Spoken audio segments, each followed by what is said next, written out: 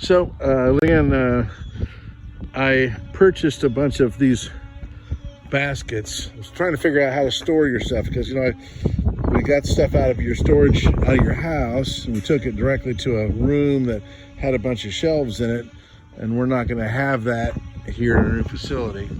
I thought I'm trying to come up with the most efficient way to store the parts from the Midnight Lace.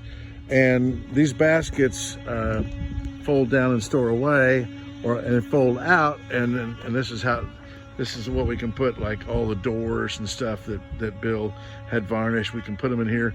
I thought about putting them in like cardboard totes on pallets, but the cost ended up being about the same, and I got worried about mildew on all that stuff if it's inside a cardboard box. And that didn't sound like the best alternative. So I got these, and what I'm thinking is, I don't know how many you're going to need.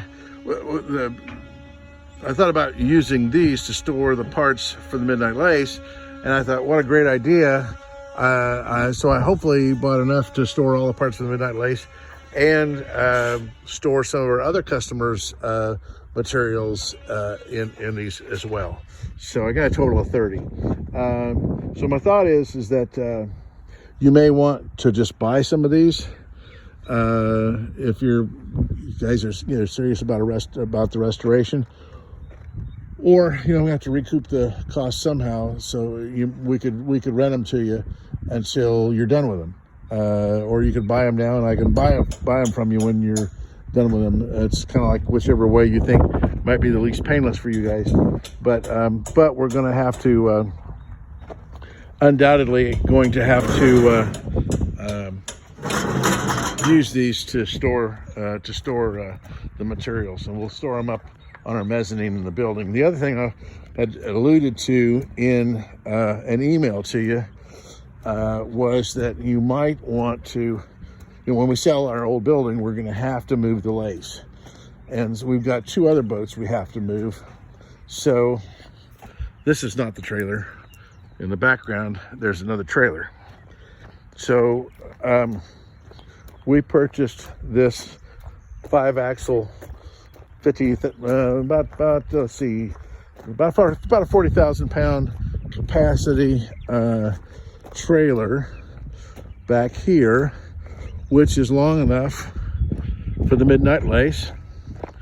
And our thought was, as we purchased it, we can perhaps move your boat a little less expensively than if we were to go out and hire a semi driver, and he's got to drive us over here with his trailer, and he's got to deadhead and then move the boat and then deadhead back home, and then every time that we got to move it, we got to call him up and we got to call the crane people up and so forth. So anyway, once we're done moving the 2 other boats that we have to move right now, if you guys wanted to purchase this trailer and put the Midnight Lace on it, then we can bring it over here and store it outdoors like we have been for nothing.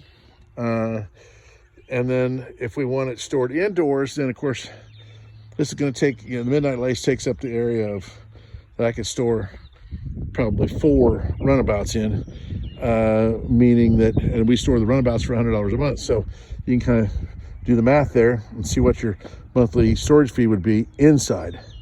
And then if we were inside, we'd still want it on a trailer, so that if we had to pull something else in and work on something else, we could pull it out for a day or 2 and pull it back in, and keep and store it inside. But the other thought being that if Will's going to restore it, and maybe he's not going to restore it here, this wouldn't be a bad investment for you guys, being that every move is so expensive. So I'll put some numbers together for you, and like I say, we'll continue to store outdoors at no cost. For the storage, I really do need to sell you the stands that the boat is on if we were to do that, or I could sell you a trailer. So just some things to consider if you guys are serious about continuing with the restoration. On obviously the time schedule you know, I've got no control over it. You guys have to control the time schedule. So, and I don't know what the time schedule is. But anyway, just wanted to show you this trailer. And we purchased it, we think, a real reasonable price. And we can own it and just rent it to you every time we have to use it, and then take your boat back off and put it on stands. If you want to just own the stands, that would probably be a cheap way out. I'll put some prices together, and you can go over that and go over those and figure out what it is that you'd like to do. Thanks.